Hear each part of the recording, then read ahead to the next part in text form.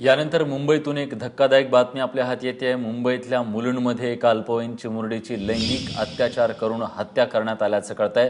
7 वर्षाच्या चिमुरडीवर लैंगिक अत्याचार केल्याचा धक्कादायक प्रकार समोर येतोय। गणेश ठाकूर आपले प्रतिनिधी आहेत आपल्यासोबत आहेत। गणेश, काय अधिक माहिती? विलास, या प्रकरणामध्ये मुंबई पोलिसांनी पॉस्को अंतर्गत केस घेतली आहे। मुलुंडच्या नवघर पोलीस स्टेशनच्या हद्दीमधली घटना आहे। शनिवारी रात्री ही चिमुरडी जी आहे ती आपल्या घरातून बेपत्ता झाली। तिचा शोध घेण्यात आला, पण नाही मिळाल्यानंतर पोलिसांना त्यांनी अप्रोच केलं। पोलिसांमध्ये गुन्हा नोंदवला।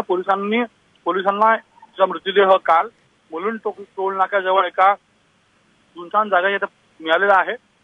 त्यानंतर ज्यावेळेस पोस्टमॉर्टम करण्यात आली आणि तिच्यावर ज्यावेळेस रिपोर्ट समोर आले त्यावेळेस हे समोर आलं की तिच्यावर लैंगिक अत्याचार झाले आहेत आणि त्यानंतर पोलिसांनी पॉस्कोमध्ये ही केस घेतली आहे।